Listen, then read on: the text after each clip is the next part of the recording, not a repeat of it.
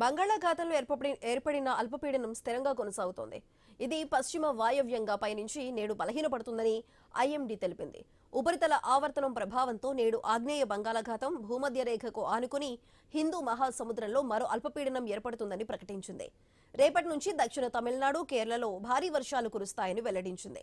రాయలసీమలో రేపటి నుంచి దక్షిణ కోస్తాలో ఈ నెల 22 నుంచి వర్షాలు కురుస్తాయని తెలిపింది. అయితే బంగాళాఖాతంలో ఏర్పడిన ఈ అల్పపీడనానికి సంబంధించి మరింత సమాచారాన్ని మా ప్రతినిధి రాజు అందిస్తారు. రాజు, చెప్పండి, ఈ అల్పపీడనానికి సంబంధించి ఏ ప్రాంతాలపై ఎఫెక్ట్ ఉండబోతుంది, దానికి సంబంధించి ఐఎండీ ఎటువంటి డీటెయిల్స్ వెల్లడించింది?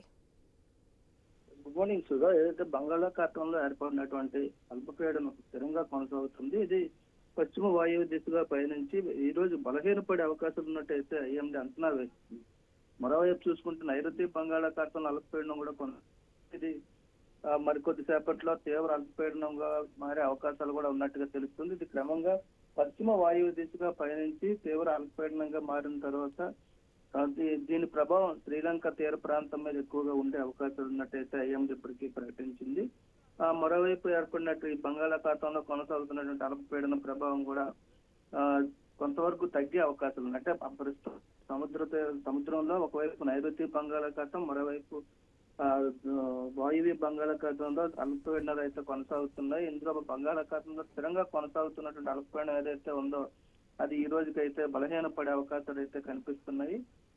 2 రోజుల్లో మరో అల్పపీడనం కూడా ఏర్పడే అవకాశాలు ఉన్నాయి. అంటే వాస్తవంగా చూసుకుంటే ప్రస్తుత వాతావరణంలో వేసవికాలం రాబోతున్న పరిస్థితులు ఉన్నాయి.